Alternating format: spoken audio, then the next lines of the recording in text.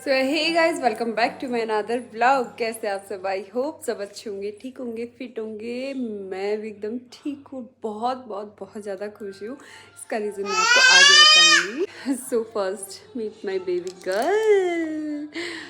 से हाय बिट्टू, से हाय। हाय, जय श्री श्याम, जय श्री श्याम। बिट्टू जुकाम कैसे होता है? ऐसे होता है जुकाम। और बिट्टू खाना कैसे खाता है? ऐसे खाता है। और बिट्टू की खांसी कैसे होती है? ओके।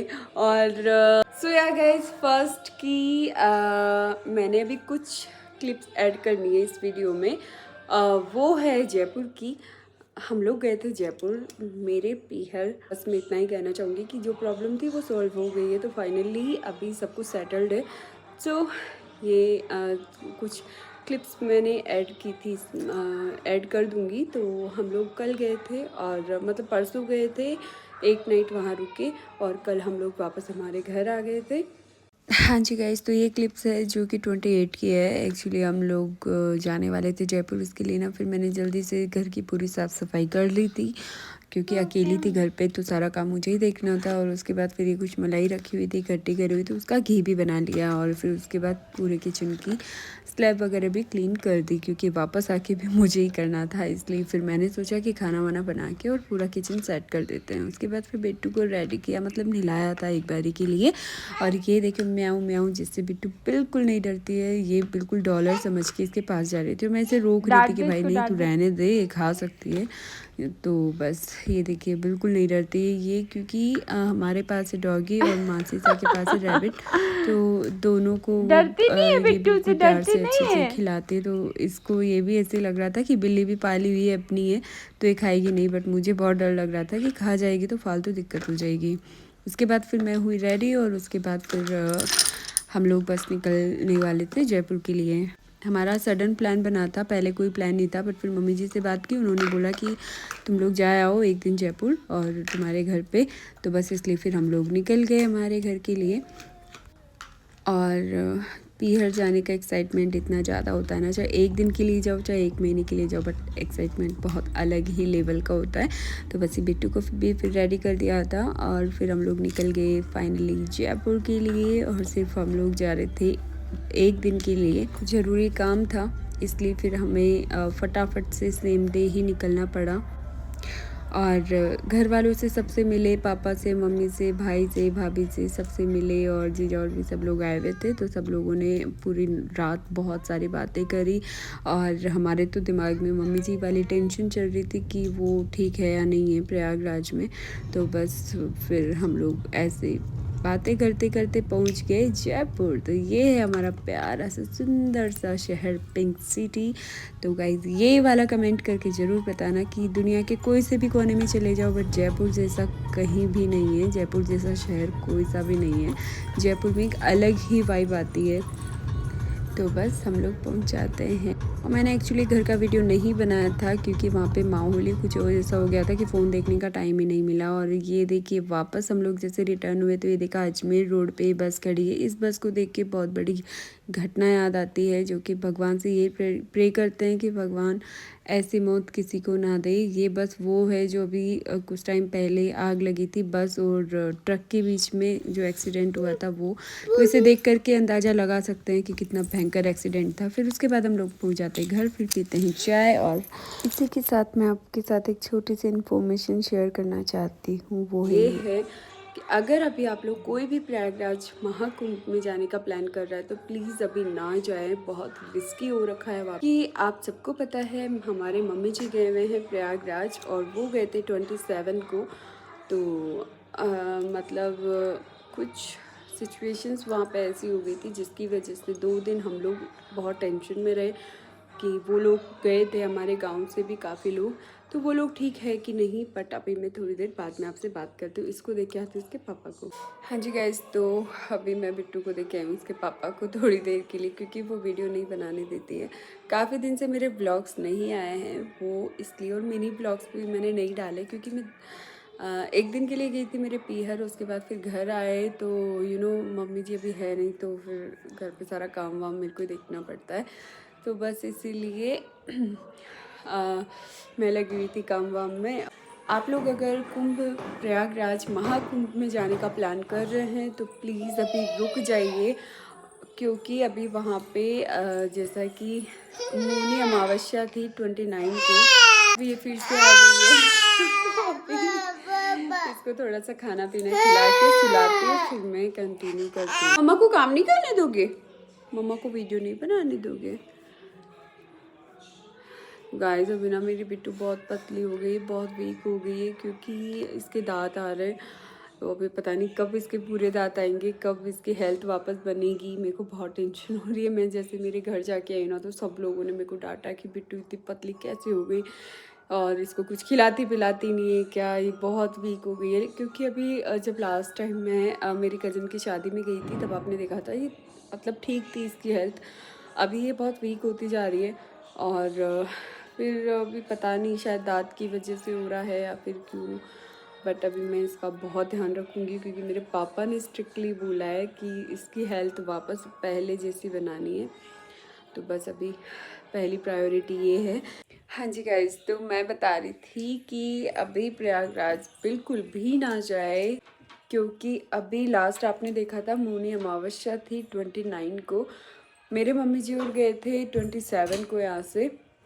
तो उनके साथ हुआ ये कि वो लोग थैंकफुली 28 को ही नहा लिए थे, और उसके बाद फिर वो लोग अखाड़े में जाके स्टे कर रहे थे।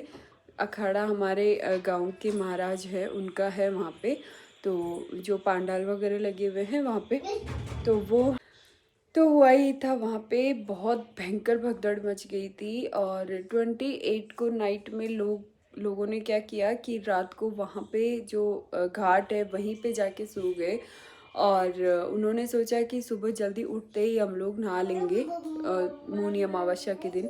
तो हुआ ये था, वहाँ पे बैरियर लगा दिए थे, तो जैसे ही भीड़ भयंकर हो गई थी, तो मेरे मम्मी जी और तो मतलब रात को वहाँ पे नहा के और अपने अपने अखाड़ों में चले गए थे। वहाँ पे ऐसा कुछ नहीं हुआ जहाँ पे वो लोग स्टे कर रहे थे। तो जो बैरियर लगाए थे वो पब्लिक ने तोड़ दिए, और उसके बाद जो लोग सो रहे थे ना उनके ऊपर से लोग मतलब भगदड़ मच गई ना, तो उनके ऊपर से लोग भागने लगे। तो उनमें काफ़ी लोग मतलब ख़त्म भी हो गए। ऐसा बोला जा रहा है कि 40 लोग की डेथ हो गई वहाँ पे। और पता नहीं मतलब वहाँ पे 40 बोला जा रहा है, तो 40-50 लोग आई थिंक, बहुत बुरा हुआ है वहाँ पे। तो जैसे हम लोगों ने रात को हम लोग न्यूज़ सुन रहे थे वहाँ पे, मैं मेरे पीहरी गई थी उस दिन, तो हम लोग वहाँ पे टीवी देख रहे थे रात को लेट, तो वहाँ पे न्यूज़ देख रहे थे महाकुंभ के बारे में। तो जैसे ही देखा ना कि वहाँ पे भगदड़ मच गई, तो मतलब मेरे और मेरे हस्बैंड की इतनी भयंकर हालत ख़राब हो गई टेंशन में, क्योंकि भाई मेरे मम्मी जी वहाँ हैं, प्लस हमारे गांव में से भी काफ़ी लोग गए। तो बस दिमाग में वो ही आया कि वो लोग तो सेफ़ है ना वहाँ पे। तो फिर रात को बहुत कॉल किए हमने, बहुत फ़ोन ट्राई किए, इन्होंने अपने फ़ोन से किए, मम्मी जी के पे किए, वो नहीं लगा। उसके बाद फिर जो भैया वगैरह साथ में गए उनके फ़ोन पे किए, वो भी फ़ोन नहीं लगे। तो हमारे और ज़्यादा हाइपरटेंशन हो गई। तो फिर 1-2 बजे तक हमने रात को कॉल किया, बट नहीं लगा फ़ोन। सुबह उठते ही फिर मम्मी मतलब मेरे मम्मी पापा सबको टेंशन हो गई। तो मेरे मम्मी ने खुद के फ़ोन से फ़ोन किया कि पता नहीं अब फ़ोन लग जाए, तो भी नहीं लगा। पापा के फ़ोन से ट्राई किया तो भी नहीं लगा। मेरे फ़ोन से, इनके फ़ोन से, सबके फ़ोन से ट्राई कर लिया। फिर बाद में उनका कॉल आया, आई थिंक 9 बजे सुबह। उन्होंने बोला हम ठीक है, हम लोग अखाड़े में थे, हम लोग उधर नहीं गए रात को जहाँ पे वो भगदड़ मची थी। तो जब जाके थोड़ी सी तसल्ली हुई। बाकी फिर वो लोग वहाँ पे 29 को ही मतलब शाम को बैठ गए थे वो बस में, क्योंकि वहाँ पे जो स्नान था वो बंद कर दिया था, और 29 को जो शाही स्नान था वो नहीं हुआ वहाँ पे भगदड़ की वजह से। जो साधु थे, नागा साधु वगैरह, उन्होंने भी डिसीज़न लिया था कि आज स्नान नहीं करेंगे वहाँ पे। तो इस वजह से फिर वहाँ पे वो सब तो हो गया था बंद। तो फिर वापस उनको रिटर्न होना था। तो वो लोग ये देखिए आप 29 को वो लोग शाम को बैठे थे बस में 29 मतलब कल रात से वो लोग मतलब कल शाम को बैठ गए थे 6-7 बजे बस में। तो कल शाम से हम लोग उनसे कनेक्ट है कॉल पे। तो वो सेम यही बोल रहे हैं कि हमारी बस जाम में फंसी हुई है और निकल नहीं पा रही है। कल शाम को 6-7 बजे से आज अभी रात के बज रहे हैं 10, अभी भी इन्होंने बात की है। तब भी उन्होंने यही बोला कि अभी भी हमारी बस जाम में ही फंसी हुई, मतलब कल रात से और आज रात तक उनकी बस जाम में फंसी हुई है और ना कुछ खाने पीने की व्यवस्था है।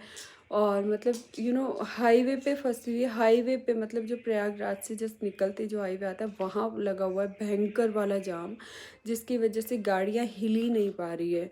तो कल शाम से अब जाके थोड़ी थोड़ी धीरे धीरे करके और अब निकली उनकी गाड़ी। तो बस हम लोगों को ये हमने अभी भी उनसे बात की तो हमने बोला बस कुछ खा पी लेना। तो वो बोले बिस्किट वगैरह नमकीन बिस्किट यही यहाँ पे लोग ला रहे हैं दूर दूर पैदल पैदल जाके। तो बस वही सब खा के और कैसे भी हम बैठे हैं बस में। एक बार ये जाम खुल जाए फिर अयोध्या जाने का था बट अभी उन्होंने कैंसिल कर दिया क्योंकि फिर मतलब वहाँ की सारी भीड़ अयोध्या जा रही है तो वहाँ पे भी अभी जाना सेफ नहीं है। तो इसलिए अभी बस वो लोग बस में बैठे हैं और मतलब दिमाग में ऐसे ऐसे टेंशन चल रही है कि एक बार सही सलामत सब लोग अपने अपने घर पहुंच जाए और मम्मी जी भी घर आ जाए, उसके बाद फिर टेंशन से फ्री हो जाएंगे। तो बस ये है कि अभी मम्मी जी और वहाँ से जैसे तैसे करके निकल तो गए बट जाम में फंसे हुए हैं और अभी उनकी बस अब जाके थोड़ी बहुत चलने लगी है धीरे धीरे करके। तो अब वो लोग कल दोपहर या कल शाम तक यहाँ पे घर पे आएंगे। तो बस जब तक हम लोग उनसे कंटिन्यू मतलब कॉल कर रहे हैं कभी ये कभी मैं कि अभी निकली बस, अभी निकली या नहीं निकली, अभी निकली या नहीं निकली। तो बस यही सब चल रहा है। तो बस मैं आपको ये गाइड करना चाहूँगी वहाँ की जो सिचुएशन है वो भी ठीक नहीं है, बहुत ज़्यादा रश हो गया है, बहुत ज़्यादा भीड़ हो गई है। 29 को काफ़ी ज़्यादा भीड़ थी और अब 3 तारीख को या 2 तारीख को वसंत पंचमी है, उस दिन भी शाही स्नान है। तो उस दिन भी बिल्कुल मत जाइएगा। मैं तो आपको यही बोलती हूँ वो नदी वहीं रहने वाली है, कहीं नहीं जाने वाली है। आप लोग महाकुंभ के बाद भी जाके नहा सकते हैं। तो ऐसी जल्दबाजी बिल्कुल ना करें, आराम से या तो थोड़ी सी भीड़ कम हो जाएगी 7 तारीख बाद जब जाए या फिर महाकुंभ के बाद जाए मार्च अप्रैल में, क्योंकि नदी वही है, स्नान वही होगा, एक नाम हो गया है कि महाकुंभ है। तो बस आप लोगों से ये रिक्वेस्ट करना चाहती हूँ कि अपनी लाइफ को रिस्क में बिल्कुल ना डालें। तो थोड़ा सा be safe and be aware, that's it. So good night. Blog को यहीं पे करते हैं एंड आई होप आपको वीडियो अच्छा लगा होगा, ठीक पसंद आया होगा। वीडियो को प्लीज़ लाइक एंड सब्सक्राइब जरूर करें। Thank you so much, bye.